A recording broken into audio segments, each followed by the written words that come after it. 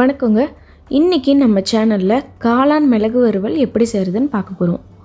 இதுக்கு ஒரு பேன் எடுத்துக்கிறோம். அதில் ஆயில் ஊற்றிக்கிறோம். 1 டேபிள் ஸ்பூன் மட்டும் ஆயில் ஊற்றிக்கிறோம். அதில் கடுகு போட்டுக்கிறோம்.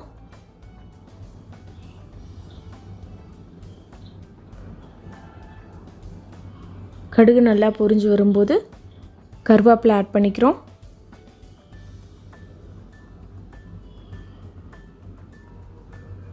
ஒரே ஒரு பச்சை மிளகாய் போடுறோம். வெங்காயம் ஒன்று நல்லா பொடியாக கட் பண்ணி வச்சுருக்கோம், அதையும் இதில் ஆட் பண்ணிக்கிறோம்.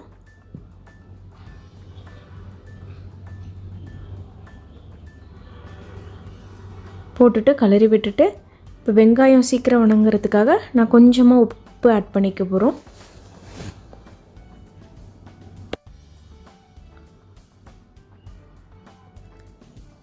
இப்போ வெங்காயம் வணங்கிருச்சுங்க. இந்த டைமில் கொஞ்சமாக 1 டீஸ்பூனுக்கு கம்மியாக இருந்தாலும் ஓகே, இஞ்சி பூண்டு பேஸ்ட்டு கொஞ்சம் ஆட் பண்ணுறோம். இது நம்ம ஃப்ளேவருக்காக தான் ஆட் பண்ணுறனால கொஞ்சமாக போட்டாவே போதும். அது நல்லா பச்சை வாசம் போகிற வரைக்கும் வணக்கிடணும். வணக்கினதுக்கப்புறம் அதில் நம்ம மஞ்சத்தூள் ஆட் பண்ணிக்கிறோம்.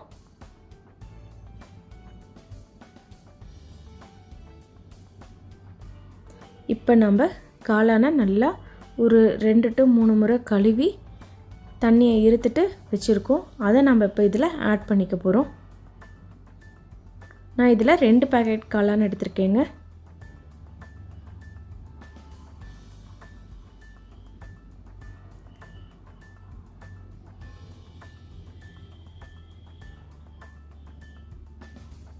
இதை நல்லா மிக்ஸ் பண்ணி விட்டுடுங்க. இதுக்கு தண்ணி ஊற்றணும்னு அவசியமே இல்லை, இதுவே நல்லா தண்ணி விட்டுரும் காளான்.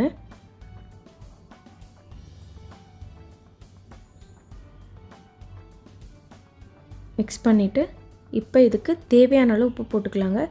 காளானுக்கு எப்பயுமே உப்பு கம்மியாக தான் பிடிக்கும், அதனால் கொஞ்சமாக போட்டுக்கோங்க, நிறைய போட தேவையில்லை.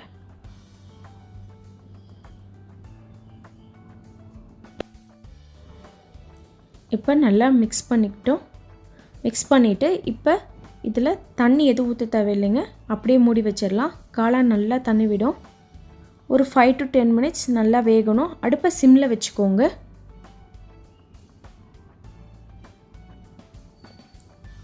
பாருங்கள், ஒரு 5 மினிட்ஸ்க்கு அப்புறம் நான் எடுத்து கிளறி விட பார்க்குறேன். எவ்வளோ தண்ணி விட்டுருக்கு பாருங்கள். ஸோ இந்த தண்ணியெல்லாம் சுண்டணும். அதனால் நம்ம மறுபடியும் ஒரு கிளறி விட்டுட்டு மறுபடியும் மூடி வச்சிட போகிறோம்.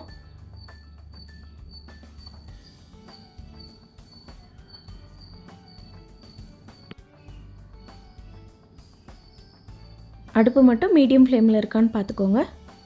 இப்போ மறுபடியும் ஒரு 5 மினிட்ஸ் கழித்து பார்த்தா எல்லா தண்ணியும் சுண்டிருச்சுங்க.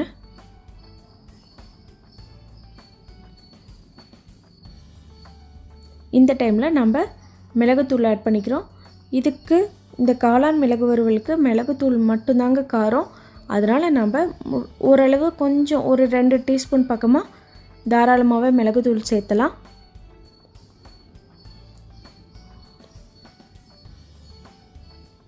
பாருங்கள், எவ்வளோ சூப்பராக ரெடி ஆகிடுச்சு.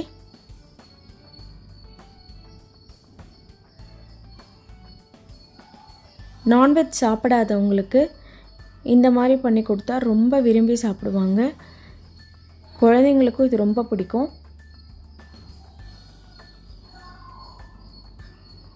இந்த காளான் மிளகு வறுவல் ஒயிட் ரைஸ் கூட, ரசம் சாதம் கூட, தயிர் சாதம் கூட எல்லாத்துக்கூடையும் ஒரு நல்ல காம்பினேஷனாக இருக்குங்க.